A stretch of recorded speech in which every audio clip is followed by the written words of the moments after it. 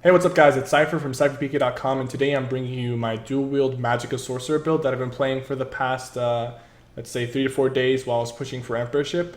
And I haven't played dual wield this patch until now, and I'm actually disappointed that I didn't try it earlier because I'm actually liking dual wield a little more than Destro. Now, before people start saying which one is better, which one is, worse, Destro has the sustained DPS that dual wield doesn't have, and Destro has sustained pressure. So Destro, for the most part, doesn't really run into a lot of situations where it's countered just as hard as dual wield. Dual wield, you'll find certain builds very difficult to kill because you don't have sustained pressure and DPS to, run people out of stamina. Usually people who are using one hit and shield, you can drain their stamina with a lot of light attacks and crushing shock combos, but with dual wield, it's a little more difficult, but you do get the extra damage. So I feel like today's the best day to make this build video because with the recent patch, dual wield is now the best choice for Magicka builds, regardless of the passives. If you want damage, 2H was last patch. It was 2H for most part, but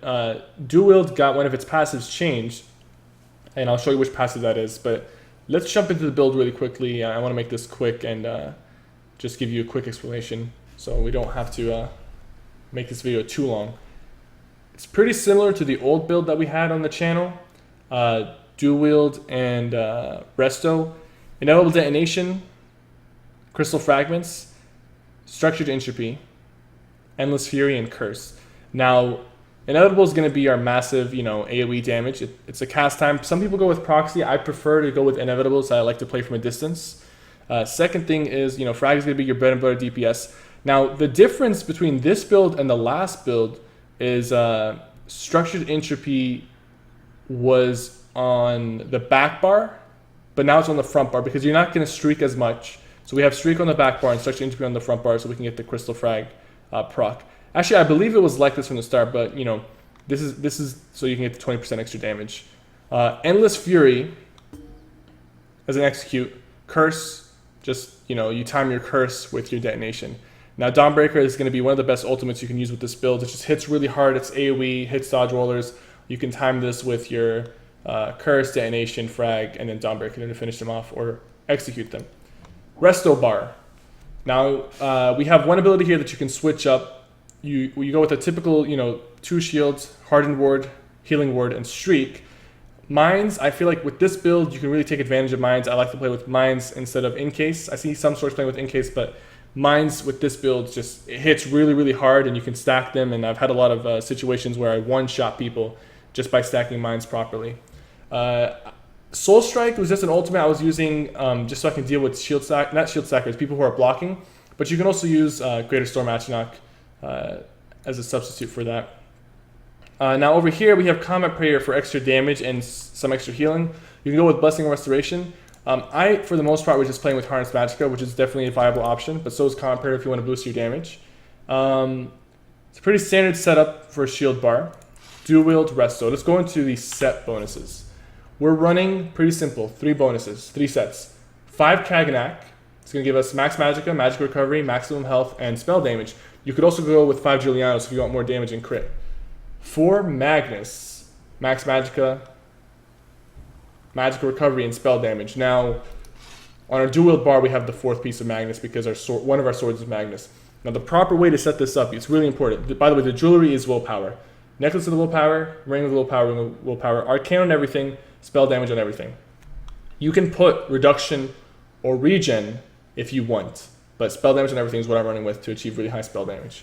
Now, here's really important. Initially, I went with 5 Kaganak on the body, 2 Magnus on the body, and 2 Magnus on the swords. Now, with that setup, you won't get the 3rd piece of Magnus on your resto bar, so you won't get that extra regen. The best way to set this up is to go 4 Kaganak on the body and 3 Magnus on the body. And then 1 sword is Magnus, 1 sword is Kaganak. I have Nirnhone on both pieces, and I have Divines on all the other pieces. Divines so we can get that Atro Mundus to give us a lot of regen back. Let's look at our stats really quickly. This is our unbuffed stats. About 3k spell damage, about 19.4k Magicka recovery. 37k max Magicka. We are a High Elf. High Elf is probably the best build to play this. High Elf, Breton, Dark Elf, can all pull it off really well. Other classes can still pull it off, but those are my top picks.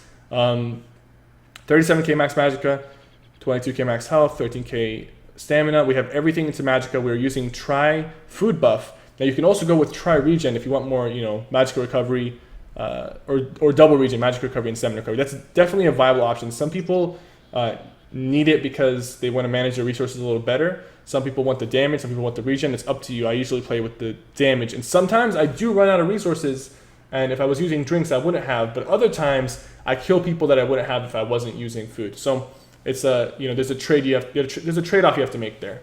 Atron Akmunda Stone for regen. Now you could go with Serp with Apprentice for more damage, but your regen is going to drop from 1900 to about 1300 or 1400. And I have 425 champion points, so I do have a lot of champion points into increasing my regen, which not everyone does have. So it's definitely recommended to go with Atro. Ignore the werewolf. I just haven't cured myself since werewolf passive doesn't apply unless you have the werewolf ultimate. You don't want to be a werewolf or vampire. You can go vampire, but you might be a little too squishy with that setup. Let's go into the champion points really quickly. Start off with the green. We have 48 points into reducing magicka cost, 79 points into magic recovery. Stamina recovery is not a big deal. I just put these just because. 11 into tumbling. I typically can manage my stamina pretty well with this build, so I don't have to put too much into tumbling. A little bit is just enough for a magicka based build in light armor. 42 points into increasing our critical damage, 20 into increasing elemental expert. Now, you could dump everything into thaumaturge, but you won't be buffing your streak or your execute. So that's why I still put 20 points in here, just because I want my streak and execute to hit it, just a little bit harder than usual. 7 for bless is for extra healing, 1 is spell erosion. You can put more points into spell erosion, but I found my damage was fine with just 1. None into here because you're not going to be really relying on heavy restos or your light attacks from your dual wield. Now over here, 71 points into thaumaturge. That's going to buff your curse, crystal frag, detonation, dawnbreaker, all that good stuff. So definitely really good. Over here, nothing. Over here, 55 points into hardy, 15 into elemental defender, 56 into bastion, 16 into quick recovery. We split the bastion and hardy because if you're going against stamina builds, for the most part, dumping everything to bastion is probably the best approach. But at the same time, you're going to be getting hit really hard by other magic builds. So 55 into hardy, 56 into bastion seems to be the best approach for me. 16 into quick recovery to increase healing received, and 15 into elemental defender. That seems to be the best approach for me to go with. Of course, champion points vary from player to player. You got to fill up your weaknesses with champion points. I believe that I just about covered everything. There are different sets you can wear with this build, but dual wield resto is, for the most part, what you want to run with. When we're buffed up, our spell damage is about 3,500, and crystal frag is gonna hit really hard with this build. I already posted a video of me using this build on YouTube, so you can check that out. I'll put that in the link. I'll put that in the link below, and cypherpk.com. I'm going to be posting this build on cypherpk.com, and I will have different different gear loadouts that you can go with. I don't have overwhelming surge, and I don't have 2-piece Malakina. That's definitely something you can fit in. Even 1-piece Malakina is something you could definitely fit in for more damage. This isn't, believe me, this is not a max spell damage Sorc build, because it has decent regen and it has decent spell damage. It's not dumping everything into spell damage like the last build was.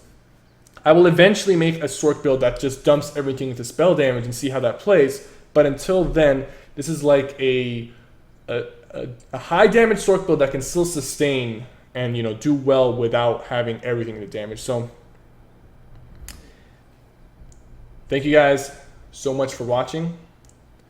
I appreciate it. Don't forget to subscribe for more ESO content and check out cypherpk.com for more PvP builds. I'll see you guys soon.